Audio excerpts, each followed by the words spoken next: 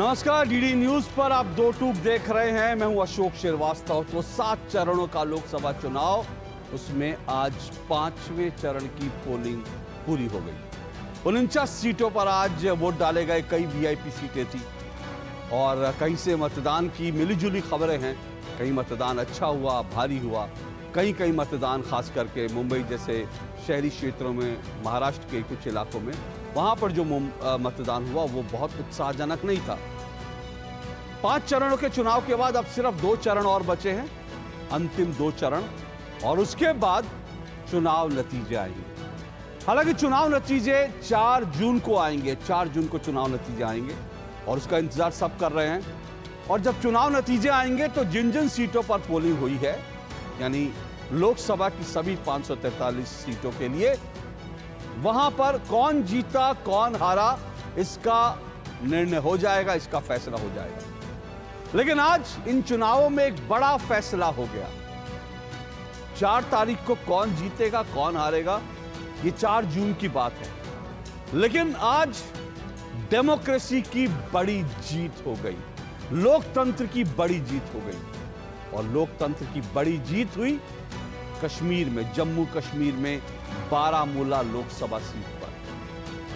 Baramulla Lok Sabha seat, ये बारामूला वो इलाका है जो आतंकवादियों का गढ़ रहा, जहां पर आतंकवादी लगातार चुनाव प्रक्रिया को बाधित करते थे, लगातार वो लोगों को डराते थे और जिसके कारण लोग डर डर कर अपने घर से बाहर निकलते थे। लेकिन आज बारामूला में जो वोटिंग हुई वो रिकॉर्ड वोटिंग हुई। बारामूला के तमाम जो इलाके थे, बारामूला जो लोकसभा सीट थी उसके जो तमाम इलाके थे, वहां पर बम्पर वोटिंग हुई है, बम्पर वोटिंग। और इस वोटिंग ने बीते 30 सालों का रिकॉर्ड तोड़ दिया। जी हां, पिछले 30 सालों में ऐसी पोलिंग बारामूला में कभी नहीं हुई जैसी इस बार हुई है। शाम 5 बजे तक के जो आंकड़े हैं उनमें करीब 54.21% पोलिंग वहां पर हुई है। 54.21%। अभी देर रात तक जो आंकड़े आएंगे चुनाव आयोग के, क्योंकि यह भी पहाड़ी इलाका है कई जगह से, ये पोलिंग प्रतिशत और बढ़ जाता है, बढ़ सकता है। और तमाम इलाकों में जहां जहां हमारी नजर गई, हमारे रिपोर्टर्स गए, वहां लंबी लंबी कतारें लगी थी। लोग अपने वोट देने के लिए लंबी लंबी कतारों में इंतजार कर रहे थे।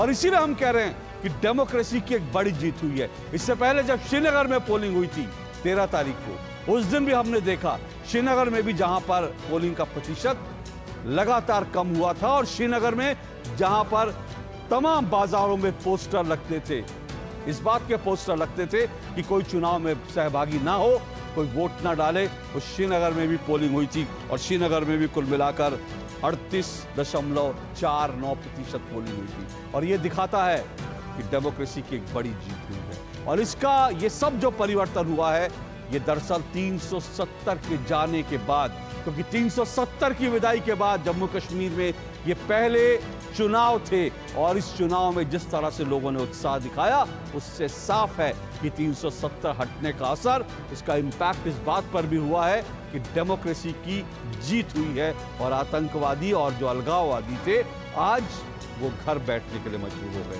दो टूक में आज हम इसी पर चर्चा करेंगे, लेकिन इससे पहले आगे बढ़े, आइए आपको मैं सुनवा देता हूं, आपको दिखा देता हूं कि वहां जब पोलिंग हुई तो स्थानीय निवासी जो हैं क्या कुछ कह रहे थे, जो बेखौफ होकर घर से बाहर निकले थे वोट करने के लिए, क्या कुछ उन्होंने कहा। जरा कश्मीर की आवाजें सुनिए।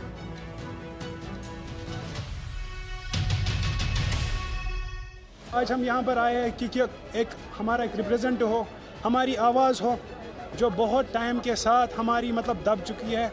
कोई हमारे बारे में बात भी नहीं करता और ना कोई हमारी आवाज़ है। इंशाल्लाह हमने वोट डाला है, बच्चा निकला है वोट डालने का। इंशाल्लाह हमें कोई अच्छा बंदा आना चाहिए जो हमारी सेवा करे। सब बच्चे और बच्चे सब निकले हैं आज वोट डालने के लिए, अच्छा तरीके से वोट डालें। मैं फर्स्ट टाइम वोटर हूँ। मेरे ख्याल में वोट डालना बहुत ज़रूरी है। जब तक हम वोट नहीं डालेंगे तब तक हमें डेवलपमेंट नहीं हो सकती है, तब तक हम अपने लीडरान साहिबान के सामने अपने मुतालबात नहीं रख सकते जब तक हम वोट नहीं डालेंगे। JNK इलेक्शन कमिश्नर का और डिस्ट्रिक्ट इलेक्शन कमिश्नर बडगाम का भी तहे दिल से शुक्रिया अदा करते हैं। इन्होंने यहाँ पे हर कोई अरेंजमेंट रखा है, जो हर कोई सहूलियत रखी है जो यहाँ के वोटर्स को चाहिए थी।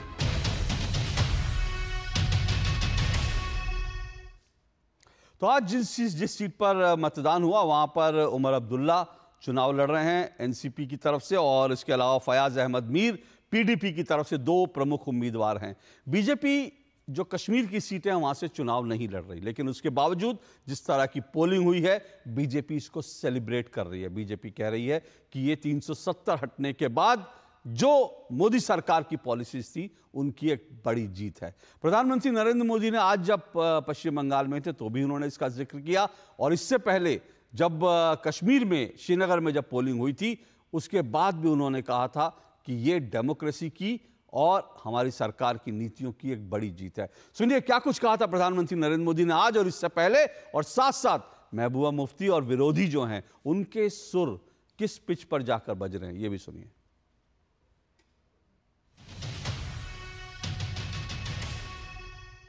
कश्मीर से आर्टिकल 370 हटा, कश्मीर में आतंकवाद अब अपनी आखिरी सांस ले रहा है।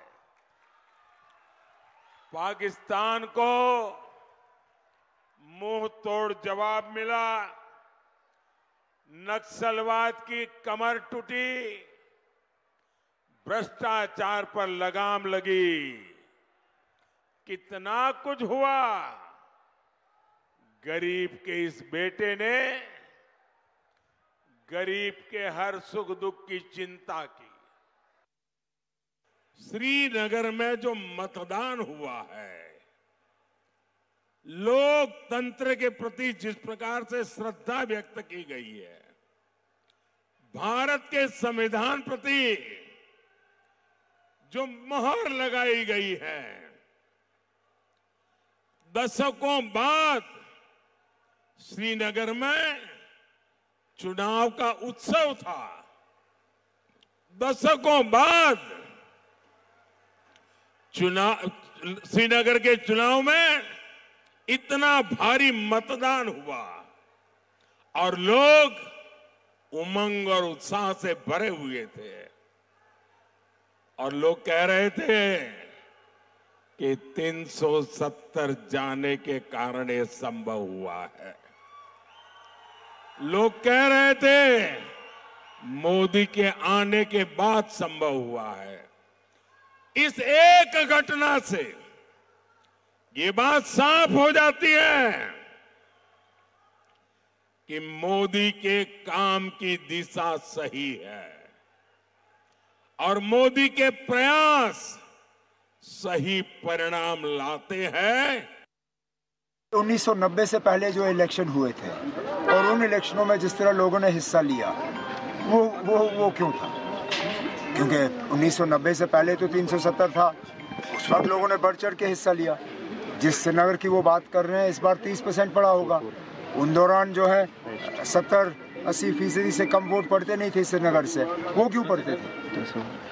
हकीकत ये है कि उस वक्त 96 के साथ जो है वो मुकाबला कर रहे हैं। आपने अगर बात करनी है 370 को लेके तो फिर 87 से पहले जो इलेक्शन हुए हैं उसकी बात करें। 2019 का जो फैसला हुआ है उसके बाद लोगों का दम घुटता है और आज लोग वोट डाल के उस घुटन का इजहार कर रहे हैं कि नई दिल्ली को बता रहे हैं कि जो आपने फैसला किया 2019 में वो जम्मू कश्मीर के बिलखुसूस जो कश्मीर के लोग हैं उनको बिल्कुल मंजूर नहीं है।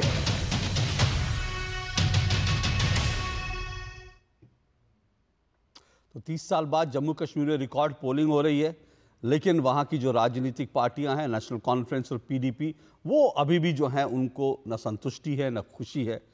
महबूबा मुफ्ती तो कह रही हैं कि 370 हटा और इसके कारण लोग निकल करके जो है अपना गुस्सा दिखाने के लिए वोट कर रहे हैं, जबकि यही तमाम पार्टियां थीं जिसमें एनसीपी है, पीडीपी है और साथ साथ कांग्रेस भी उस वक्त शामिल थी। जब 370 हटा था तब इन्होंने बाकायदा कश्मीर के अंदर गुपकार रोड पर बैठकर बैठक की थी और एक गुपकार अलायंस बनाया था और यह कहा था, कई नेताओं ने ऐसा ऐलान किए थे कि जब तक 370 की वापसी नहीं होगी तब तक वो चुनाव ही नहीं लड़ेंगे। इस तरह का ऐलान किया गया था और यह कहा था कि 370 के कारण, 370 हटने के कारण अब लोग निकलकर वहां पर पोलिंग मतदान नहीं करेंगे। लोग जो हैं भारत में, भारत की डेमोक्रेसी में यकीन नहीं करेंगे। लेकिन आज जो पोलिंग हुई है बारामूला में, और फिर मैं आपको बता रहा हूँ, बारामूला जो है वहाँ पर लगातार आतंकी घटनाएं होती थी, श्रीनगर में होती थी, लेकिन इस आतंक का जो गढ़ था वहाँ वोट जो है धड़ाधड़ पड़े हैं। इन्हीं सब पर आज चर्चा करेंगे, इसके क्या मायने हैं, और विपक्ष जो कह रहा है, एनसी और पीडीपी जो कह रहे हैं, उनके क्या मायने हैं। प्रधानमंत्री नरेंद्र मोदी साफ तौर पर कह चुके हैं कि ये उनकी सरकार की नीतियों की जीत है। इन सब पर चर्चा करेंगे। मेरे साथ आज जो लोग जुड़े हैं, चलिए स्क्रीन पर दिखाइए। मुझे बताया जा रहा है फिलहाल 3 मेहमान मेरे साथ जुड़े हैं। मेरे साथ आरती टिक्कू मेरे साथ जुड़ चुकी हैं, वरिष्ठ पत्रकार हैं आरती टिक्कू।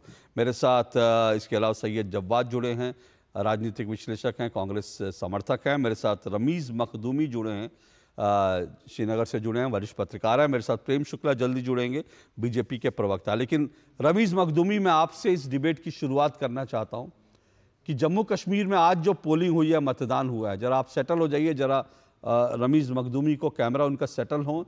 और रमीज़, मैं आपसे जानना चाहता हूं, आज जो पोलिंग हुई है उसको आप कैसे देखते हैं? आज तो 30 साल का रिकॉर्ड टूटा है, कैसे इसको आप देखेंगे, क्या इसके मायने हैं? आप म्यूट पर है रमीज़, म्यूट पर है आप।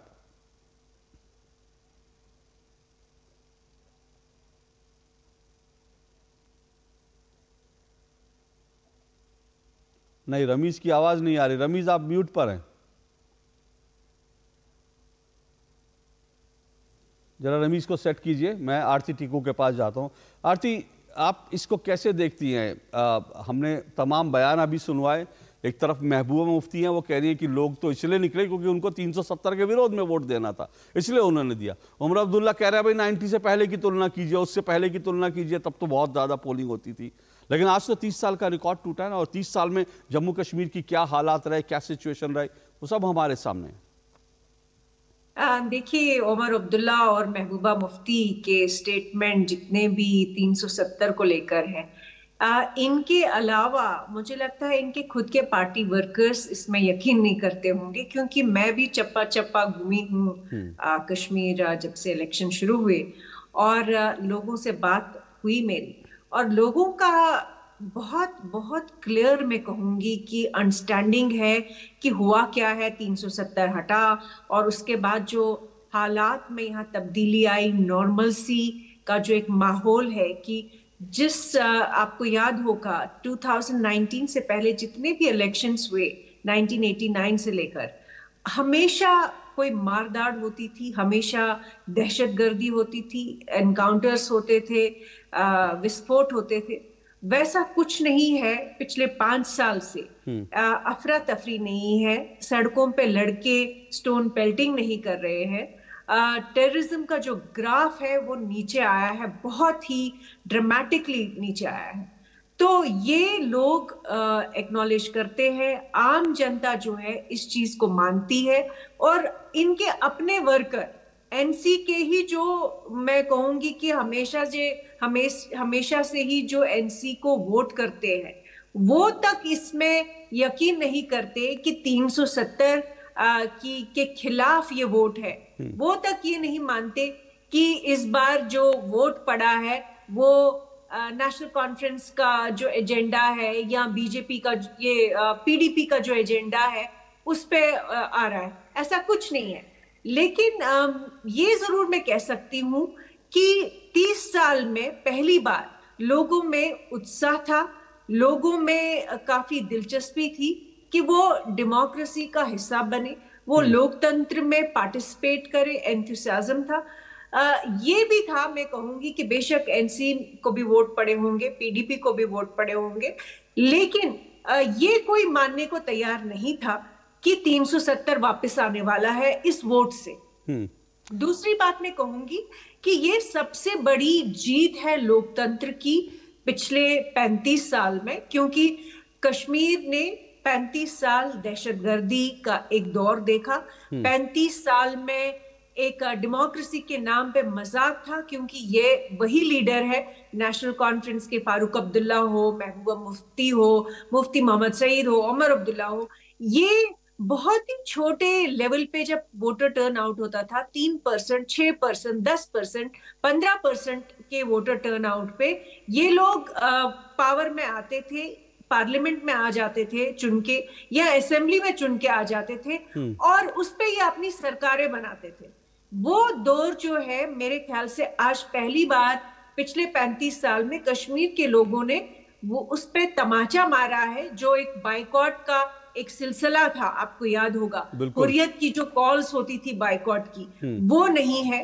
और सोपोर जो सईद अली शाह गिलानी का जो गढ़ था, जिसे माना जाता था कि सेपरेटिज्म, अलगावाद और पाकिस्तान के लिए जो सेंटिमेंट माना जाता था, सईद अली शाह गिलानी को उसका एक रिप्रेजेंटेटिव माना जाता था, वहां पे लोगों ने कहा कि नहीं, पिछले 5 सालों में डेवलपमेंट हुई है, पिछले 5 सालों में शांति हुई है, और वो इसी शांति को बरकरार रखने के लिए वो वोट करना चाहते। तो मुझे लगता है लोकतंत्र की बहुत बड़ी जीत है आज। खासकर मैं कहूंगी सेंट्रल गवर्नमेंट के लिए एक वैलिडेशन है ये उन लोगों से जो इनफैक्ट इनके लीडर कहते थे यहाँ तो कोई झंडा नहीं उठाएगा, यहाँ तो लोकतंत्र तबाह है, खराब, बंद हो गया। वो सबको तमाचा लगाया है कश्मीर के ही लोगों ने आज। जाहिर सी बात है, जो आपने कहा, एक बात कही कि पीडीपी और एनसीपी को वोट मिलेंगे, बिल्कुल जाहिर सी बात है, पीडीपी एनसीपी को भी बड़ी तादाद में वोट मिलेंगे, क्योंकि इनका एक अपना वहाँ पर पॉलिटिकल जो है, उनकी एक अपनी लिंकेजेस है, इनके कार्यकर्ता हैं, इनका सिस्टम है, और बहुत संभावना है कि यहाँ से उमर अब्दुल्ला चुनाव भी जीत जाए। अभी अनंतनाग में पोलिंग होनी है 25 तारीख को, अनंतनाग से खुद जो है महबूबा मुफ्ती लड़ रही है, और मुझे बार बार याद आता है, वो बार बार ये कहती थी, जो आपने जिक्र भी किया, कि 370 हटाए तो वहाँ कोई भारत का झंडा उठाने वाली नहीं मिलेगा, खून की नदियां बह जाएंगी। उन्होंने ये कहा था कि जब तक 370 की वापसी नहीं होती तब तक मैं चुनाव नहीं लड़ूंगी। तो ये सब चीजें अब इतिहास बन गई। उससे समझ में आता है कि इनके डबल स्टैंडर्ड भी जो हैं, कि 370 शायद अब इनके लिए भी एक कोई मुद्दा नहीं रह गया, क्योंकि अगर होता तो महबूबा मुफ्ती इस तरह से चुनाव नहीं लड़ती, लेकिन अब शायद इनके लिए भी 370 मुद्दा नहीं रह गया इनको, लेकिन पॉलिटिकल गिमिक्स करने हैं। हाँ, कुछ कहना चाह रही हैं, कह दीजिए। हाँ, फिर मैं सही अशोक जी देखिए, इनके लिए आर्टिकल 370 का जो इशू है, इनके लिए वो एक ब्लैकमेलिंग टूल है। वो लगातार इनको आदत पड़ चुकी है पिछले 70 साल में, जब से 370 आर्टिकल 1950 में कॉन्स्टिट्यूशन का हिस्सा बना, तब से इनको आदत हुई थी कि आर्टिकल 370 को ब्लैकमेलिंग टूल की तरह इस्तेमाल किया जाए। अब वो किस मुंह से इनको अपने लोगों के सामने जाने में शर्म आएगी अगर ये कहें कि हाँ, इन्होंने तो झूठ बोला था कि 370 हटाया ही नहीं जा सकता। अपने ही वोटर से इन लोगों ने धोखा किया। तो ये एक तो उसको फेस सेविंग कहूंगी मैं, फेस सेविंग के लिए ये डायलॉग बोला जाता है 370 का। और दूसरा, ये सेंटर को, खासकर बीजेपी सरकार को भी वो जो पोलराइजेशन वाला जो माहौल बनाने की कोशिश करते हैं कि बीजेपी आ जाएगी, बीजेपी से अलाइड पार्टी कोई आ जाएगी, या बीजेपी के जो प्रॉक्सी कैंडिडेट्स है वो आ जाएंगे, उस सब के लिए ये 370 वाला ये स्लोगन चल रहा है। लेकिन आम जनता बहुत होशियार है, आम जनता कश्मीर में बहुत अच्छे से समझती है सब चीजों का मतलब, बहुत अवेयर है। अंडर एस्टिमेट नहीं करना चाहिए कश्मीर की जनता की इंटेलिजेंस को। वो सब कुछ समझते हैं और वो मानते हैं कि 370 बिल्कुल हमेशा के लिए एब्रोगेट हुआ है, हमेशा के लिए खत्म हो गया। हाँ बिल्कुल, और मैं आगे डिबेट में बढ़ूंगा, लेकिन मैं आपको ये बता दूं, एक दिलचस्प मेरा जो अनुभव हुआ, सही जवाब आप भी सुन रहे होंगे, प्रेम शुक्ला जी भी जुड़ चुके हैं, बीजेपी के राष्ट्रीय प्रवक्ता, और सही रमीज मखदूमी भी मेरे साथ, कश्मीर के पत्रकार। शुक्रिया प्रेम जी, मैं आपके पास आऊँ। तो लेकिन मैं अपना उदाहरण एक बड़ा बताऊँ। जब पिछले दिनों मैं श्रीनगर में गया कार्यक्रम करने के लिए, तो मैंने वहाँ पर बहुत कोशिश की कि इस कार्यक्रम के दौरान 1 घंटे की डिबेट शो में पीडीपी एनसीपी कह दें कि हाँ, उनके लिए 370 मुद्दा है, 370 की वापसी के लिए वो चुनाव लड़ रहे हैं। लेकिन किसी भी नेता ने खुलकर का 370 की बात नहीं की, क्योंकि उनको खुद लगता था कि इस चुनाव में 370 मुद्दा नहीं है, लेकिन बयान देने के लिए जरूर बयान देते हैं। सही है जवाब, लोकतंत्र की एक बड़ी जीत है। 370 तो अब दफन हो गया, लेकिन जो इंडिया अलायंस है उसके कई धड़े हैं, वो ढक छुप कर, खुल कर तो नहीं कहते, छुप कर कहते हैं 370 की वापसी पर काम करेंगे। लेकिन उनको भी पता है 370 गया तो गया। डेमोक्रेसी की एक बड़ी जीत है आज का चुनाव। बहुत बहुत शुक्रिया अशोक भाई। और मैं आरती जी को सुन भी रहा था। अगर ऐसा ही होता और धारा 370 खत्म हो गया तो घाटी की तीनों सीटों के ऊपर भारतीय जनता पार्टी ने अपने कैंडिडेट क्यों नहीं दी? और इतना ही बड़ा अगर लोकतंत्र के ऊपर इन्होंने 30 मारखानी की है तो आप विधानसभा के चुनाव भी करवा लेते। विधानसभा के चुनाव आपने क्यों नहीं करवाए? क्या वहां पे लोगों की चुनी हुई सरकार है? जब आप उड़ीसा के अंदर लोकसभा और विधानसभा के चुनाव करवा सकते हैं तो क्यों नहीं जम्मू कश्मीर के अंदर जो है वहां पर चुनाव हो सकते हैं? और अच्छा, हैरत की बात यह है 1996 से लगातार घाटी के अंदर जो है वो आपकी भारतीय जनता पार्टी लड़ती थी, लेकिन माननीय प्रधानमंत्री जी चुनावी रैली मुझे नहीं याद पड़ता है कि घाटी के अंदर गए हों। आप बताइए, राहुल गांधी साहब ने जब यात्रा चालू करी थी और वो पैदल जो है कश्मीर गए और कश्मीर घाटी के अंदर जाकर के जब बर्फ पड़ रही थी तो उनकी एक स्पीच थी, उसको जरा चलाइएगा। लोगों के बीच जो उत्साह था, जो आत्मविश्वास लोगों ने दिखाया, जो राहुल गांधी साहब ने लोगों की हिम्मत बांधी, उसको आप नकार नहीं सकते जाकर के।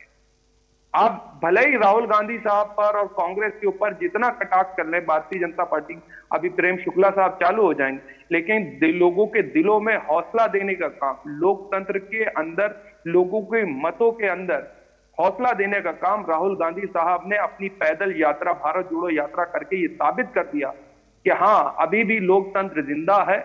और जो लोकतंत्र के ऊपर प्रहार कर रहे हैं, जो खत्म करना चाहते हैं लोकतंत्र को, उनके खिलाफ, नफरत के खिलाफ जो है राहुल गांधी साहब और कांग्रेस पार्टी लड़ रही है। नंबर एक बात। दूसरी बात अशोक भाई, आप अपनी बात पूरी करिए, लेकिन सुनिए आप अपनी बात पूरी करिए, मैं आपको भी मौका दे रहा हूं, बाद में प्रेम जी के पास जाऊंगा। लेकिन मुझे लगता है कि आप शायद फ्लो में भूल गए कि मैं जम्मू कश्मीर की बात कर रहा हूं। आप राहुल गांधी कर रहे थे और राहुल गांधी की सभा, राहुल गांधी ने भारत जोड़ो यात्रा वहां पहुंची, अंत हुआ, वो ठीक है, बिल्कुल सही बात है।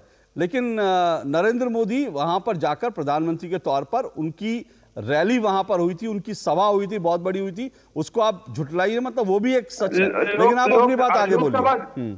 नहीं, इन लोकसभा चुनाव में हुई उनकी रैली? लोकसभा चुनाव में तो राहुल गांधी की भी नहीं हुई। यही लोकसभा चुनाव में तो राहुल गांधी की भी नहीं हुई, क्योंकि राहुल गांधी और कांग्रेस भी नहीं लड़ रहे हैं वहां पे चुनाव।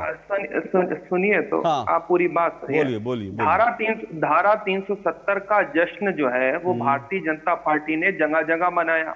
इसी के नाम पर जाकर के वो वोट भी मांग रहे हैं। अगर वोट मांगने का आपका नैरेटिव ये है कि हमने धारा 370 हटा दिया, जम्मू एंड कश्मीर को, लद्दाख को यूटी बना दिया, तो आप भाई साहब अपने कैंडिडेट देकर के वहां से चुनाव लड़ते ना। आप क्यों नहीं लड़ रहे? ठीक है, नेशनल आप सोचिए जरा, एक लॉजिकल सोचिए। आप कैंडिडेट दे नहीं रहे वहां और आप 30 माह खानी की बातें जो है आकर के उन क्षेत्रों में कर रहे हैं जहां सेंटीमेंट जो है ज्यादा लोगों के जो है वो चलते हैं, जहां चुनाव होता है। चाहे आप बिहार उठा लीजिए, चाहे उत्तर प्रदेश उठा लीजिए, चाहे आप जो है बंगाल के अंदर उठा लीजिए, मध्य प्रदेश उठा लीजिए, राजस्थान उठाइए, वहां जाकर 370 की बयानबाजी कर रहे हैं। लेकिन आप घाटी के अंदर जहां पर है वहां पर नहीं कर। और तीसरी चौथी सबसे बड़ी बात, अगर यही लोकतंत्र का तकाजा है, आपने विधानसभा चुनाव क्यों नहीं करवाए? ठीक है, वो आप रिपीट कर रहे हैं, वो सवाल है। आपने जो मैंने सवाल प्रेम जी के लिए रखे थे वो सारे सवाल आपने उठा लिए, अच्छी बात है। मैं ये सारे सवाल प्रेम जी से जरूर पूछूंगा, लेकिन मेरे सवाल का जवाब आपकी तरफ से नहीं आया। मैं फिर दोबारा आऊंगा, कोशिश करूंगा कि मेरे उन सवालों का जवाब आप भी दे दें। बाकी प्रेम जी से सवाल है मेरा, बिल्कुल है, कि भाई विधानसभा चुनाव, हालांकि सुप्रीम कोर्ट ने सितंबर तक का वक्त दिया है, लेकिन प्रेम जी जैसा सैयद जवाद कह रहे हैं कि जैसे उड़ीसा में हो रहा था वैसे वहां पे क्यों नहीं हो सकता कि लोकसभा और विधानसभा के चुनाव एक साथ कर। दूसरी बात यह है कि 370 को आप अपनी उपलब्धि मान रहे हैं, लेकिन ये वहां पर जो है जो कश्मीर क्षेत्र की सीटें हैं, लोकसभा सीटें हैं, वहां पर आप चुनाव नहीं लड़ रहे, इसके क्या मायने? देखिए, जम्मू एवं कश्मीर में अनुच्छेद 370 को संशोधित किए जाने के बाद हुए पहले चुनाव में रिकॉर्ड मतदान हुआ है। इस सत्य से कौन इनकार कर सकता है?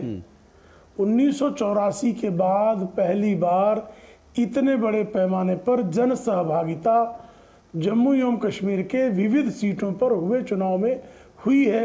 इससे कौन इनकार कर सकता है? जब जन सहभागिता होती है तो वो लोकतंत्र के लिए पोषक है कि नहीं है? और जब भाई जम्मू एवं कश्मीर में अनुच्छेद 370 था उस समय 1984 से 2019 तक, ये क्यों नहीं हुआ? क्योंकि आतंकवाद का वहां नंगा नाच चलता था। आतंकवाद पर जो है अनुच्छेद 370 के संशोधन के बाद नियंत्रण हुआ है कि नहीं हुआ है? जम्मू एवं कश्मीर में शांति जो है 2019 की तुलना में प्रस्थापित हुई है कि नहीं हुई है? पथराव की घटनाएं घटी हैं कि नहीं घटी हैं? आईसिस के झंडे हर जुमे के बाद 500,000 रुपए की नोट बांटकर जो पथराव कराए जाते थे, वो पथराव बंद हुए हैं कि नहीं हुए हैं? आप जो है जिस तरह से जम्मू एवं कश्मीर में विविध दलों के लोगों को खतरा रहता था, वो घटा है कि नहीं घटा है? सुरक्षा बलों पर हमला घटा है कि नहीं घटा है? जम्मू एवं कश्मीर में अनुच्छेद 370 के संशोधन के बाद पंचायत के चुनाव हुए हैं कि नहीं हुए हैं? अब जम्मू एवं कश्मीर ही नहीं, मणिपुर में भी हम विविध चरणों में चुनाव कराते हैं। नॉर्थ ईस्ट के बहुत सारे राज्यों में हम विविध चरणों में चुनाव कराते हैं। निर्वाचन आयोग जो है वह संकल्प प्रकट कर रहा है कि हमने वहां डिलिमिटेशन कर ली है, चुनावी प्रक्रिया पूरी की है और वहां राज्यों का चुनाव कराएंगे। जब तक वहां पर डिलिमिटेशन की प्रक्रिया पूरी नहीं हुई है तब तक चुनाव निर्वाचन आयोग नहीं कराएगा, ये सब जानते हैं। लेकिन जो है कांग्रेस और उसके चीयर लीडर्स, उनकी समझ में यह बात नहीं आ सकती। जहां तक श्रीमान राहुल गांधी की भारत जोड़ो यात्रा के दौरान कश्मीर की यात्रा की बात है, तो 2004 से 14 के बीच में श्रीमान राहुल गांधी की मम्मी जिस सरकार की चेयरपर्सन हुआ करती थी, क्योंकि यूपीए की सरकार थी वो, उस सरकार के कार्यकाल में राहुल गांधी इतनी हिम्मत क्यों नहीं बटोर सके कि लाल चौक तरफ तो पैदल यात्रा कर लेते? श्रीमती प्रियंका वाड्रा और राहुल गांधी बर्फ में क्रीड़ा करने की हिम्मत जुटा लेते, ये क्यों नहीं हुआ? लाल चौक पर कोई ध्वज फहराने जाता था, अनुराग ठाकुर के नेतृत्व में 2013 में हुआ था, तब तो ये जाने ही नहीं दे रहे थे लोगों को। 1990 के दशक की बात ही छोड़ दीजिए, जब डॉक्टर मुरली मनोहर जोशी के नेतृत्व में आदरणीय नरेंद्र मोदी जी लाल चौक पर तिरंगा फहराने अपनी प्राणों की बाजी लगा कर गए थे। आज उसी लाल चौक पर, जिस पर तिरंगा ध्वज फहराना जो है सरकार की निगाह में कानून एवं व्यवस्था की स्थिति को चुनौती देने जैसी थी, आज वहां पर श्री जन्माष्टमी का जुलूस निकलता है और ये कहते हैं स्थितियां बदली नहीं है। नहीं, स्थितियां बदली हैं। G20 का सम्मेलन होता है प्रेम जी, और पाकिस्तान जाकर स्यापा करता है, अशोक जी, पाकिस्तान एक 10 सेकंड और पाकिस्तान जाकर स्यापा करता है, अपने आका सऊदी अरेबिया के पास स्यापा करता है, यूएई के पास स्यापा करता है कि G20 जो है वो जम्मू एवं कश्मीर में उसका सम्मेलन हो रहा है। जिन 60 नगरों को रेखांकित किया गया है उसमें से एक महानगर जम्मू एवं कश्मीर का भी है। तब जो है सऊदी अरेबिया भी उसको किसी प्रकार की जो है उसकी मांग को पकड़ उसके कटोरे में भीग डालने के लिए तैयार नहीं है। सऊदी अरेबिया और यूएई आज जम्मू एवं कश्मीर में निवेश करने के लिए तैयार बैठे हैं, लेकिन स्थितियां बदली नहीं है। नहीं, स्थितियां बदली है प्रेम जी। प्रेम जी, स्थितियां बदली नकार सकते हैं? प्रेम जी, स्थितियां बदली हैं। एक मिनट सही रुकिए, सही जवाब। प्रेम जी, स्थितियां बदली हैं तो सवाल है कि बीजेपी वहां से चुनाव क्यों नहीं लड़ पा रही? अगर स्थितियां बदली हैं तो बीजेपी को वहां से चुनाव लड़ना चाहिए था। जम्मू एवं कश्मीर में हम जम्मू में लड़ रहे हैं, नहीं हम जम्मू में लड़ रहे हैं, हमारे सहयोगी हैं जो हमारे साथ सरकार में कभी शामिल रहे, वो लड़ रहे हैं वहां से। कांग्रेस क्यों नहीं लड़ रही? कांग्रेस ने तो जम्मू एवं कश्मीर का नहीं, मुझे कृपा करके बताइए ना, जम्मू एवं कश्मीर में कांग्रेस क्यों नहीं लड़ रही है? भाई पंडित जवाहरलाल नेहरू तो कश्मीर के ही थे, राहुल गांधी जिस कुल का स्वयं को बताते हैं कश्मीरी कुल है, ये क्यों नहीं लड़ रहे हैं? और जम्मू एवं कश्मीर राज्य, हम महाराष्ट्र में चुनाव लड़ेंगे तो हम विदर्भ में लड़ रहे हैं या कोंकण में लड़ रहे हैं, क्या उसका मतलब है? जम्मू कश्मीर एक राज्य है कि नहीं है? अजीब बात है, ये जम्मू कश्मीर को बांटेंगे ये बंटवारे वाले? ठीक है, ये कुछ बंटवारे वाले पाकिस्तान के दल्ले जो है अगर चाहेंगे कि हम कश्मीर बांट दें, औकात नहीं साहब, हम पाकिस्तान ऑक्यूपाइड कश्मीर भी लेंगे। पाकिस्तान की दलाली करने वालों, किसी व्यक्ति ने पाकिस्तान की दलाली करने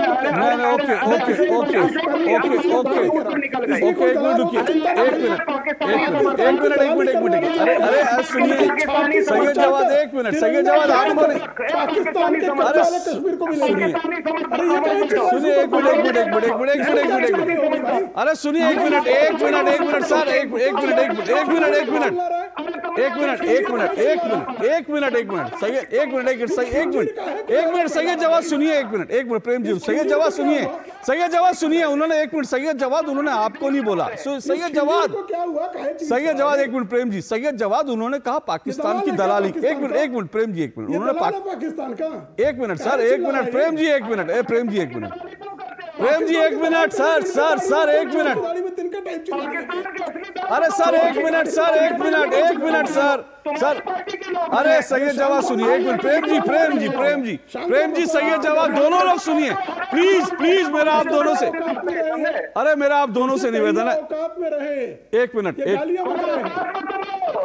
सुनिए, दोनों की आवाज जरा नीचे कर, दोनों की आवाज नीचे, जरा दोनों की आवाज नीचे गिरी, दोनों की आवाज प्लीज, मेरा निवेदन है, सुनिए प्रेम जी रुकिए, सैयद जवाद रुकिए, सुनिए मेरी बात, सैयद जवाद एक मिनट, प्रेम जी एक मिनट रुकिए, प्रेम जी रुकिए एक मिनट, सैयद जवाद उन्होंने पाकिस्तान के दलाल का आपको नहीं कहा, दलाली करने वाले, उन्होंने पाकिस्तान की दलाली करने वाले हैं इस देश में भाई, उसमें ये क्या हम भूल जाएं कि विधानसभा के अंदर, सुनिए सैयद जवाद मेरी बात सुनिए सैयद जवाद, मेरी पूरी बात हो जाए फिर मैं, आप दोनों की आवाज डाउन है, मेरी बात सुन लीजिए, अब प्यार से डिबेट कर रहे हैं, मैं कह रहा हूं इस देश में तो पाकिस्तान की दलाली करने वाले लोग हैं ना, विधानसभा में, कर्नाटक विधानसभा के अंदर पाकिस्तान जिंदाबाद के नारे लगे, कांग्रेस की सरकार ने उनको गिरफ्तार करवाया, और कश्मीर में जो कुछ होता था, मैं आ रहा हूं एक मिनट मेरी बात सुनिए, कश्मीर में जो कुछ होता था, कश्मीर में तो थे ना पाकिस्तान के दलाल बैठे थे, इसमें कोई दो राय नहीं, उन्होंने आपको नहीं बोला, आप इसको पर्सनल मत लीजिए और एक दूसरे के ऊपर आक्षेप मत कीजिए,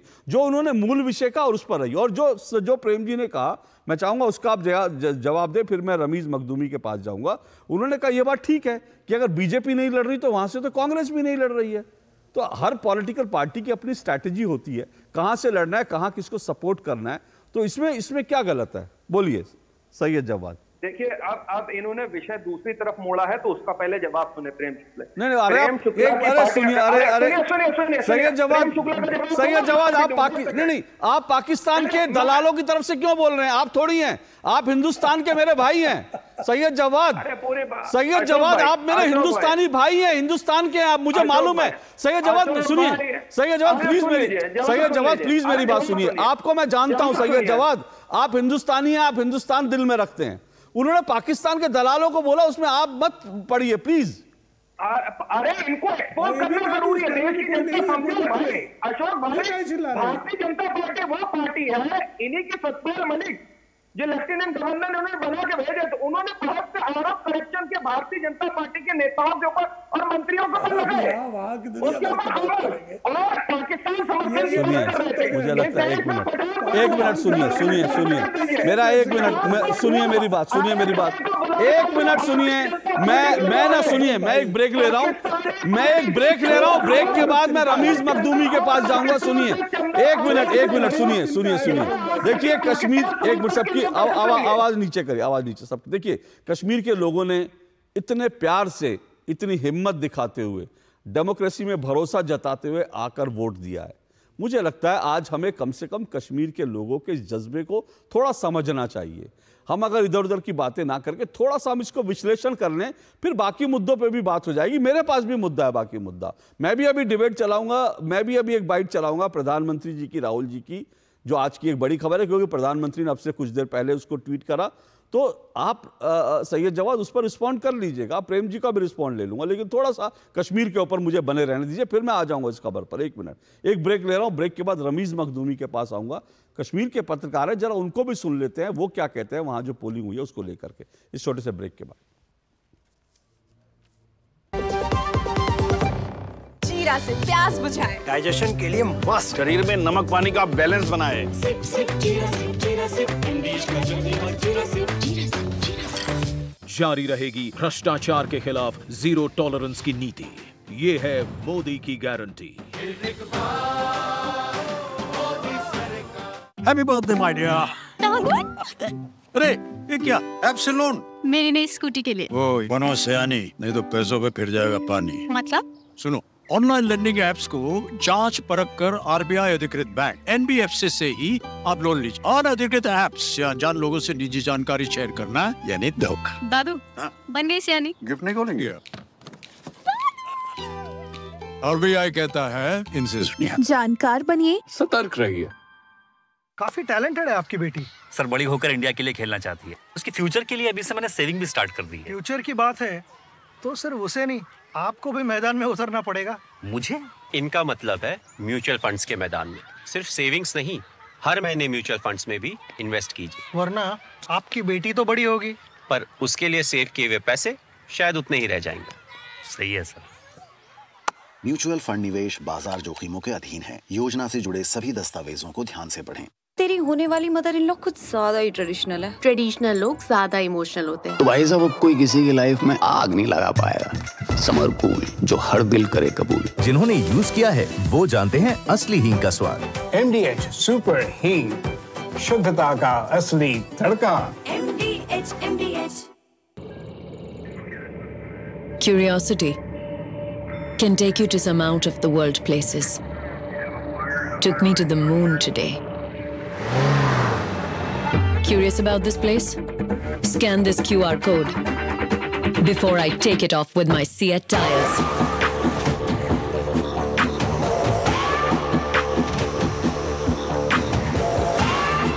Seat, crafted for the curious. बात जब पीढ़ियों के लिए बनने वाले घर की हो तो जिम्मेदारी बड़ी हो जाती है। गैलेंट समझता है ये जिम्मेदारी। अब डबल M रिब्स के साथ गैलेंट एडवांस TMT रीबार, निर्माण का real hero. Delivery boy has picked your order. अरे भाई पता है भूख लगी है। 30 मिनट का मैसेज नोटिफिकेशन आया था ना। मैसेज के सारे थोड़ी बैठ सकते हैं। कल आपने कुछ शेयर्स बेचे थे ना? हाँ, तो चेक किया? मैसेज आया तो था। सिर्फ मैसेज काफी नहीं है। आप शेयर मार्केट में कोई भी ट्रांजैक्शन करते हैं ना, तो स्टॉक एक्सचेंज से आए SMS या ईमेल को अपने डीमैट अकाउंट और बैंक स्टेटमेंट के साथ भी टैली कीजिए। बेटा भूख में ना दिमाग बंद हो जाता है। सोचकर समझकर इन्वेस्ट कर। कस्टमर से जरूरी क्या है बेटा? अरे पापा, मोदी जी सारे ग्रुप में वोटिंग के लिए मैसेज कर रहा हूँ। बेटा कल छुट्टी है, कस्टमर ज्यादा आएंगे और तुम दुकान से बिल्कुल बाहर मत जाना, समझे? वाह पापा वाह, जिस आदमी ने हमारे लिए अपना घर परिवार सब छोड़ दिया, उसके लिए हम 20 मिनट नहीं ले सकते। ये डिजिटल ना होता तो आज भी रोज सुबह बैंक जाना पड़ता, तब टाइम नहीं लगता। बोलो पापा। बारी बारी चलेंगे वोट डालने। कमल का बटन दबाएं, भाजपा को जिताएं। MDH का किचन किंग किचन में हो तो हम सब कुछ बना सकते हैं। बैंगन का भरता, आलू गोभी, भिंडी मसाला और भी बहुत कुछ। MDH।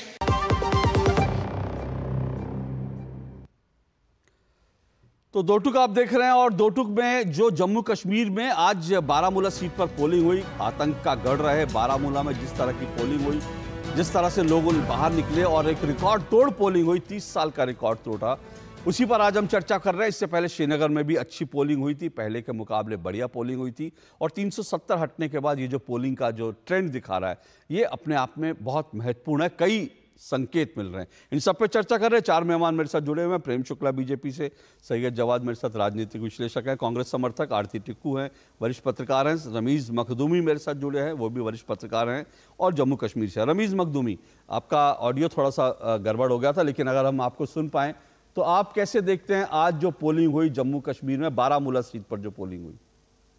देखिए, ये 5 साल के बाद आर्टिकल एब्रोगेशन के बाद सबसे बड़ा चुनाव था जम्मू कश्मीर में।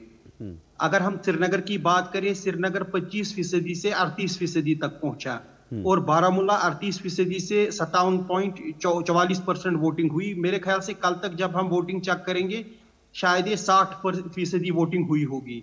और मेरा जो जाती विश्लेषण है एज अ पत्रकार, मैं इसको जमहूरियत की बड़ी जीत समझता हूं कि लोगों ने भारी संख्या में अपने मत अधिकार का प्रयोग किया, चाहे वो बारामूला निर्वाचन क्षेत्र हो या श्रीनगर निर्वाचन क्षेत्र हो। अब अनंतनाग की पोलिंग 25 मई को है, राजौरी डिलिमिटेशन के बाद अनंतनाग के साथ है, वहां पे भी भारी पोलिंग होगी। तो प्रधानमंत्री नरेंद्र मोदी की अगुवाई में जो सरकार है उनके लिए ये बड़ा मोरल बूस्टर है, ये हाई वोटर टर्नआउट धारा 370 जाने के बाद, तो उनके लिए ये बड़ा एक मॉरल बूस्टर रहेगा एनडीए गवर्नमेंट के लिए। देखिए कश्मीर में इतने साल के बाद इतनी अच्छी टर्नआउट हुई है, जहां आज श्रीनगर 13% अप हुआ है और बारामूला लगभग 22% अप हुआ है। तो एनडीए की गवर्नमेंट के लिए ये बड़ा मोरल बूस्टिंग पॉइंट होगा कि वोटर टर्नआउट अप हुई। लेकिन अब इस विश्लेषण में एक दो पहलू और है। एक दो पहलू ये है कि आज बारामूला से हमने देखा कि उमर अब्दुल्ला और इंजीनियर रशीद तगड़े कैंडिडेट लड़ रहे थे जो जेल में हैं। जेल, तिहाड़ जेल से वो चुनाव लड़ रहे हैं। अवामी इत्तेहाद पार्टी उनकी पार्टी है उस निर्वाचन क्षेत्र बारामूला से, और मुकाबला था उमर अब्दुल्ला के बीच में।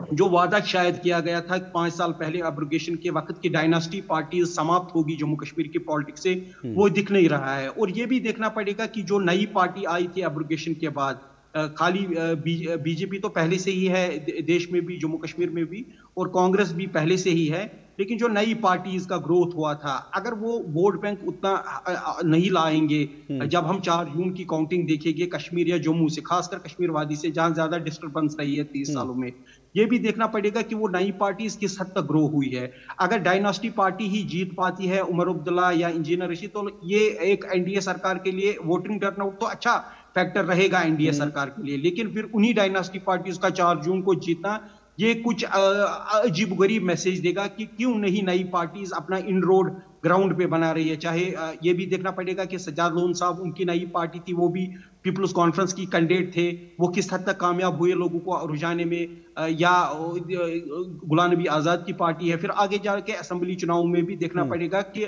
क्या ये डायनास्टी पार्टीज का ही बोलबाला रहेगा या नई पार्टीज कुछ कर पाएगी। इसमें ये जो 2-3 पहलू है ये विश्लेषण के लायक है, लोगों की इसमें पार्टिसिपेशन या वो हाई वोटिंग टर्नआउट वो अच्छी बात है, लेकिन डायनास्टी आपने इंपॉर्टेंट बिंदु उठाया, और मैं जाऊंगा कि क्योंकि अभी रिजल्ट तो हमारे सामने नहीं है, पॉलिटिकल उस पर नहीं, उससे पहले मैं मैं इसीलिए कह रहा हूं कि इस पे मैं आरती का जरूर टेक लेना चाहूंगा। आरती, अभी हाइपोथेटिकल सिचुएशन है, जो लग रहा है कि भाई अगर मान लीजिए यही पार्टियां जीतती हैं ये जो कश्मीर की जो 4 सीटें हैं, तो फिर उसका मैसेज क्या होगा? क्योंकि ये बात सही है कि फिर ये होगा कि जिन डायनेस्ट पॉलिटिक्स की हम बात कर रहे थे, और ये भी नहीं भूलना चाहिए जब 370 हटा था और जब वहाँ पर ये लोग नज़रबंद थे, तो मैं खुद इस बात का गवाह हूँ, आप भी कश्मीर में थी, तब आम आदमी ये कह रहा था, आम कश्मीरी कह रहा था इनको अंदर ही रखो भाई, लेकिन इनको अंदर ही रखो, हमें कोई दिक्कत नहीं है। लेकिन अगर उसके बावजूद ये जीतते हैं तो उसका क्या मैसेज होगा? अशोक जी, मतलब तो बहुत सीधा होगा कि अगर प्रधानमंत्री नरेंद्र मोदी जी और बीजेपी पिछले कई बरसों से कह रहे हैं कि वो कांग्रेस मुक्त भारत होगा, वो तो हुआ नहीं। कांग्रेस पार्टी को भी वो डायनास्टिक पार्टी मानते हैं। कांग्रेस के जो गांधी नेहरू परिवार है उनको डायनास्टिक फैमिली मानते हैं। लेकिन आज की डेट में भी हमें मालूम है कि राहुल गांधी जी, सोनिया गांधी जी और प्रियंका गांधी जी जो है वो चुनाव में, वो पॉलिटिक्स में एक बहुत बड़ी भूमिका है कांग्रेस में उनकी। और अगर जम्मू कश्मीर में भी नेशनल कॉन्फ्रेंस जो अब्दुल्लास की पार्टी है और महबूबा मुफ्ती की पार्टी पीडीपी, अगर ये लोग जीत कर आते हैं तो यही होगा कि बीजेपी का जो ये नारा है डायनास्टिक पॉलिटिक्स के खिलाफ, उसमें ये बिल्कुल क्लियर हो जाएगा कि बीजेपी का जो ये नारा है वो लोगों तक नहीं पहुंच पा रहा है, लोग उस बात से कन्विंस नहीं है, और लोग जो है परिवारवाद को कोई बहुत बड़ी चीज नहीं मानते हैं। लेकिन मैं साथ ही ये भी बोलूंगी कि नेशनल कॉन्फ्रेंस और पीडीपी, खासकर अब्दुल्लाज और मुफ्तीज, अगर ये पार्टीज जीत के आते हैं तो मुझे लगता है कहीं ना कहीं एक झटका वो बिल्कुल लगेगा। जिस तरह का पॉलिटिकल रेटरिक या जिस तरह के क्लेम्स बीजेपी ने किए हैं पिछले 5 साल में, कहीं ना कहीं उसमें एक डेंट नजर आएगा और लगेगा कि बीजेपी की जो लाइन है या जो बीजेपी के जो आर्ग्यूमेंट्स है वो लोगों को कन्विंस नहीं कर पा रहे। लेकिन अभी जून 4 तक बहुत देर है, हमें इंतजार करना पड़ेगा कि क्या लोगों ने वाकई उसी नेशनल कॉन्फ्रेंस पार्टी और उसी पीडीपी, वही मुफ्तीज, वही अब्दुल्लाज जिन्होंने कश्मीर में पिछले 35 साल से इतना खून खराबा होने दिया, उसका जितना भी कश्मीर में जितने भी इश्यूज हुए, जितनी प्रॉब्लम खड़ी हुई, इनफैक्ट हिस्टोरिकली भी अगर जो प्रॉब्लम देखे तो वो नेशनल कॉन्फ्रेंस के शेख अब्दुल्ला ने खड़ी की, और उसमें पीडीपी महबूबा मुफ्ती ने आग लगाई जब उन्होंने पार्टी खड़ी की। लगातार इन दोनों पार्टीज की जो पॉलिटिक्स रही है, राजनीति रही है कश्मीर में, मैं वो कहूंगी कि वो नेगेटिव पॉलिटिक्स रही है, वो कश्मीर के लोगों के हितों के खिलाफ रही है। और अगर यही दो पार्टी चुन के आती है तो लोकतंत्र में जो प्रजा है वही चुनती है, वही डिसाइड करती है। और अगर उनको लग रहा है कि यही पार्टी जिन्होंने खून खराबा यहाँ किया वो हित में है तो है। मुझे लगता है फिलहाल ये तो अगर मगर की बात है, अगर जीतती हैं, अगर इसका विश्लेषण 4 तारीख के बाद हम जाहिर सी बात है बेहतर तरीके से कर पाएंगे। लेकिन कश्मीर में नई राजनीति की बात होती है तो जो नई पार्टी आई हैं वो दरअसल कितना सपोर्ट ले पाती हैं, कितने वोट ले पाती हैं, ये लोकसभा चुनाव के बाद विधानसभा चुनाव में वो पार्टियां कैसे शिफ्ट करती है अपना गियर, ये सब इंपॉर्टेंट होगा कश्मीर की राजनीति के लिए। लेकिन सैयद जवाद, मैंने शुरू में जो बात पूछी थी, ये डेमोक्रेसी की जीत तो मानेंगे ना आप इसको? आपको लगता है ना, मतलब ये तो एक अच्छी चीज़ हुई है, कम से कम एक शुरुआत अच्छी हो रही है कश्मीर में, जहाँ पर श्रीनगर में पोस्टर लगते थे लोग वोटिंग ना करें, मतदान ना करें, इस तरह के जो अलगाववादी आतंकवादी खुलकर कहते थे जो वोट करेगा जिसकी उंगली पर शाही का निशान मिल गया उसकी उंगली काट देने की धमकी देते थे। आज अगर वहां पर लोग बिना डर के निकल रहे हैं तो ये तो एक अच्छी शुरुआत है ना। सैयद जवाद की आवाज दे दीजिए प्लीज। जी अशोक भाई, आवाज आ रही है? जी जी, बोलिए बोलिए। अशोक भाई देखिए, आप एक समझदार पत्रकार हैं और वरिष्ठ पत्रकार, इनका सम्मान भी होता है। अभी प्रेम शुक्ला साहब ने 2-3 सवाल उठाए और जिस लहजे में वो सवाल उठाते हैं वो तरीका मुझे नहीं लगता है कि माकूल तरीका। बहरहाल इसके जम्मू कश्मीर की सिचुएशन और उसकी ज्योग्राफिकल कंडीशंस को भी समझना बहुत जरूरी है।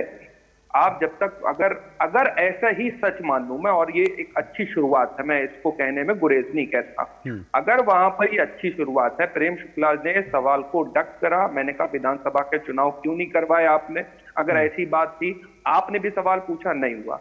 3 सीटों के ऊपर खास तौर पे जिसका डंका और 30 माह खारी की बात करी जा रही थी कि आपने तीनों सीटों क्यों छोड़ दी और समर्थन में, अगर आपका अलायंस, और 1996 से तो भारतीय जनता पार्टी लगातार लड़ रही थी ना, पंडित अटल बिहारी वाजपेयी जी के भी आप उसके भी कार्यशैली को क्या नकार देते हैं? नहीं, उसका जवाब तो उन्होंने दिया ना कि कांग्रेस भी नहीं लड़ रही है वहां पर, और ये सच है, कांग्रेस भी नहीं लड़ रही है। सुनिए, कांग्रेस का अलायंस है साहब वहां पर नेशनल कॉन्फ्रेंस के साथ, आपको पता है 3 सीटों पे वो लड़ रहे हैं, 3 सीटों पे लड़ रहे हैं, 7 सीधी बात। लेकिन भारतीय जनता पार्टी ने सबसे ज्यादा डंका पीटा इस चीज का लेकर के, वो आज भी पीट रहे हैं। लेकिन जब प्रेम शुक्ला साहब से सवाल करो तो वो बिल्कुल टोन अलग करके और डक करके सवाल डायरेक्ट लोगों पे आ जाएंगे, वो कश्मीर की जगह पाकिस्तान पहुंच जाएंगे। अरे आप लोगों की मूलभूत, और आपको बताऊं खास तौर से जम्मू एंड कश्मीर में जो बच्चे भारत के अंदर पढ़ने आते थे और अपने इंडिया के अंदर दूसरी जगहों पे दूसरे प्रदेशों में पढ़ने आते थे, खासतौर से ग्रेटर नोएडा के अंदर मैंने बहुत सी जगह पे देखा आते थे, वो बच्चे नहीं आ रहे हैं पढ़ने के लिए।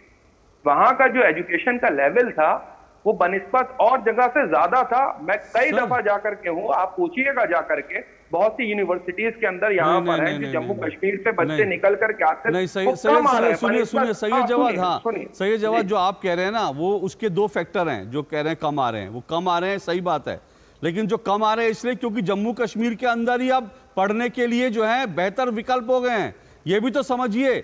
पहले वो वहां पढ़ नहीं पाते थे, सुनिए, पहले वहां पर हर महीने जो है एक बंद का कैलेंडर बनता था, स्कूल कॉलेज बंद रहते थे, इसलिए वो निकलते थे क्योंकि वहां ये सच है, वहां पे लोग पढ़ ही नहीं पाते थे।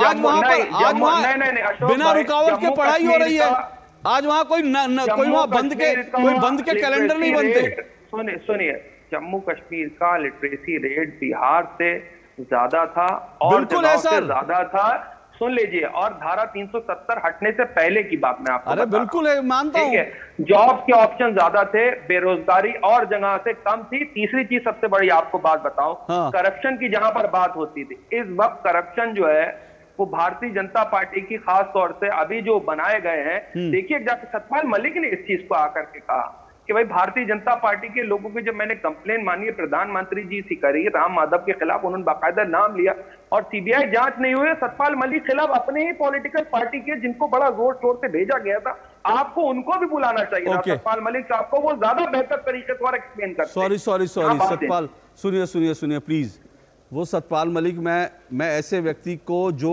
हर पार्टी बदलने के साथ साथ अपने जो है बयान बदल लेता है। जो कश्मीर में जब राज्यपाल होता है तो कहता है कि राहुल गांधी को लोग जूते मारेंगे, और उसके बाद कहता है राहुल गांधी की कश्मीर पॉलिसी, जो हर वक्त बदल जाता हो। मैं ऐसे व्यक्ति को अपने शो में तो नहीं बुला सकता। सुब्रमण्यम स्वामी को क्या कहेंगे? नहीं, मैं सुब्रमण्यम स्वामी को भी अपने शो में नहीं बुलाता, मैं उनको भी नहीं बुलाता। और जिस दिन सैयद जवाद आप पलटियां खाने लगेंगे सतपाल मलिक और सुब्रमण्यम स्वामी की तरह, उस दिन मैं आपको भी अपने शो में नहीं लूंगा। प्रेम शुक्ला जी रिस्पॉन्ड कीजिए। अरे सर मैं तो कह रहा हूं, सुनिए सर, सुनिए सतपाल, एक मिनट, सैयद जवाद अब सुनिए, एक मिनट सैयद जवाद, आवाज नीचे, शोर शराबा नहीं। सैयद जवाद, सतपाल मलिक को मैं आपसे ज्यादा बेहतर तरीके से जानता हूं। जब वो दिल्ली में घूमते थे मैं तब से जानता हूं उनको। तो ऐसे किसी व्यक्ति को जिसको मैं जानता हूं, जिसकी क्रेडिबिलिटी मेरी नजर में नहीं है, कम से कम मैं उसको अपने शो में नहीं जोड़ता। प्रेम जी रिस्पॉन्ड कीजिए जो उन्होंने बात कही। रुकिए आप सुनिए। अशोक जी वो चिल्लपो करने की बजाय धैर्य से सुनेंगे। हाँ बिल्कुल, मैंने इसीलिए कहा कि हम धैर्य से सुने। हाँ देखिए, मैंने पाकिस्तान के दलाल शब्द कहते ही जिस तरह से बौखला है वो, उसके बौखलाहट के चक्कर में मेरा उत्तर वो सुन नहीं पाए। आपने जो विधानसभा चुनाव के बारे में प्रश्न किया, जो उनके प्रश्न का आपने विस्तार किया जी, उस प्रश्न का मैंने उनको उत्तर दिया था, वो सुन नहीं पाए क्योंकि उनका धैर्य टूट चुका था। भाई चूंकि वहां डिलिमिटेशन का कार्य एक प्रोसेस होता है, इलेक्शन कमीशन का प्रोसेस चल रहा है। जिस दिन इलेक्शन कमीशन वहां चुनाव कराना चाहेगा, केंद्र सरकार वहां चुनाव कराने के लिए तैयार है। यह प्रधानमंत्री जी भी कह चुके हैं, केंद्रीय गृह मंत्री भी कह चुके हैं, और हमारा इरादा बहुत स्पष्ट है। अशोक जी आप इस बात को भली भांति जानते हैं। निर्वाचन कराने का जिम्मा किसका है? निर्वाचन आयोग का है। डिलिमिटेशन करना किसका जिम्मा है? निर्वाचन आयोग का है। निर्वाचन की प्रक्रिया कौन पूरी करता है? निर्वाचन आयोग पूरी करता है। निर्वाचन आयोग को सहयोग करने का दायित्व किसका है? वो कार्यपालिका का है। कार्यपालिका इसके लिए पूरी तरह से तत्पर है, तैयार है। तो कृपा करके आप इस बहाने, आज जो है जब मतदान का प्रतिशत बढ़ा है, उसका विधानसभा चुनाव चूंकि अभी निर्वाचन आयोग ने नहीं कराए, इसलिए आप जो है कश्मीर की जनता के जज्बे को आप झुठला देंगे, ये आपका प्रयास हो सकता है। उन्होंने ये प्रयास पाकिस्तान का भी होगा। पाकिस्तान भी इस बात को कहेगा। नहीं, मैं उनको नहीं कह रहा हूँ, पाकिस्तान भी इस बात को, ये पाकिस्तान का नैरेटिव यही रहेगा। अशोक जी आप भी बहुत दिनों से जो है अंतरराष्ट्रीय मामलों की कवरेज करते रहे हैं। कश्मीर के मामले में पाकिस्तान के स्टैंड की भी लगातार आपने जो है रिपोर्टिंग भी की है, समीक्षा की भी है, विश्लेषण भी किया है। पाकिस्तान भी यही बात करेगा कि ये पाकिस्तान तो उत्तर जो जम्मू एवं कश्मीर में वो फौजों ने करा दिया वहां मतदान, यहां तक एलिगेशन लगेंगे। लेकिन सत्य यह है कि वहां पर निष्पक्ष तरीके से, वहां पर सुरक्षा के बाकायदा इंतजाम के तहत किसी भी नागरिक को निर्भय होकर अपना पक्ष, जैसे उन्होंने प्रश्न किया, उनका प्रश्न ये है कि भाई वहां जो है एक वरिष्ठ पत्रकार जो इस पैनल में बैठे हुए हैं, रमीज मखदूमी साहब, उन्होंने एक प्रश्न किया कि भाई अगर वहां जम्मू एवं कश्मीर नेशनल कॉन्फ्रेंस और पीडीपी जैसी पार्टियों को ही सफलता मिलती है तो वंशवाद के खिलाफ जो बात है, देखिए ऐसा है, निर्णय किसको लेना है? निर्णय कश्मीर की जनता को लेना है। ये लोकतंत्र है। हम कहेंगे वंशवाद के विरुद्ध है हम। जनता अगर वंशवादियों को चुनती है तो ये लोकतंत्र है, हम उसको स्वीकारेंगे। लेकिन हम ये जानते हैं कि जनता समय के साथ वंशवाद को नकारेगी। वो एक दिन में हो जाएगा, ये हमने सोच मैं एक बात और हम सबको जानकारी है, सितंबर तक जो है वहां पर विधानसभा चुनाव होना ही है, इस बात को लेकर कह चुके। लेकिन मेरे पास अभी समय कम है, लेकिन चलते चलते मैं एक बाइट सुना देता हूं, अगर मुझे समय मिला तो मैं एक रिएक्शन ले लूंगा, जिसको अब से कुछ देर पहले प्रधानमंत्री नरेंद्र मोदी ने ट्वीट किया है कि मुसलमानों को आरक्षण को लेकर के अब तक कांग्रेस इनकार कर रही थी, लेकिन आज प्रधानमंत्री नरेंद्र मोदी ने सोशल मीडिया में एक जो ट्वीट वायरल हुआ, एक बयान वायरल हुआ राहुल गांधी का, जिसमें राहुल गांधी 2012 में खुद कह रहे हैं कि कांग्रेस पार्टी ही मुसलमानों को आरक्षण देगी, और इसीलिए प्रधानमंत्री नरेंद्र मोदी ने उस पर पलटवार किया है। जरा वो सुन लीजिए।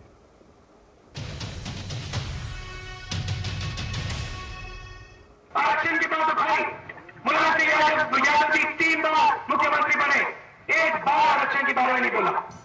प्रेस ने उनसे पूछा, भैया आरक्षण के बारे में क्या सोचते हो? सन्नाटा, जैसे अभी छाया हुआ है, सन्नाटा ऐसे।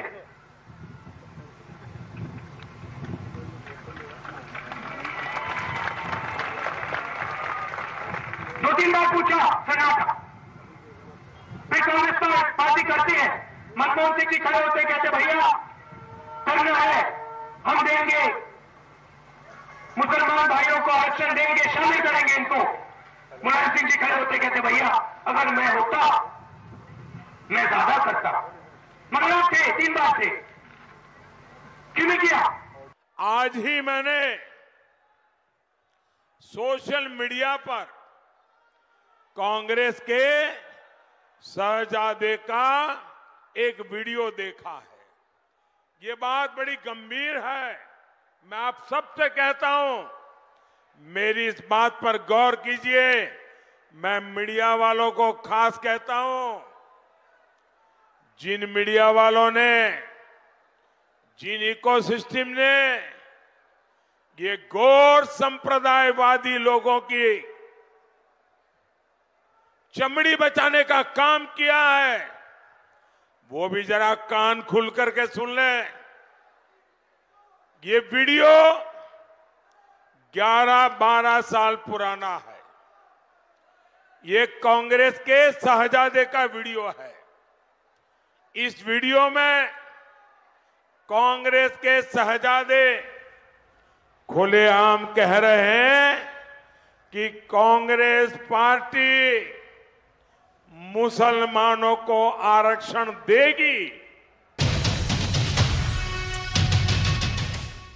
तो बहरहाल समय मेरे पास आज इतना ही है, लेकिन ये वीडियो मैंने इसलिए सुनाया क्योंकि ये मामला गरमाएगा और इस पर डिबेट भी अब होगी, क्योंकि राहुल गांधी का खुद का 2012 का एक वीडियो सामने आ गया जिसमें वो मुसलमानों को आरक्षण देने की बात कर रही है और प्रधानमंत्री नरेंद्र मोदी और बीजेपी लगातार यही कह रहे हैं कि ये मुसलमानों को आरक्षण देने की बात कर रहे हैं जो संविधान सम्मत नहीं है।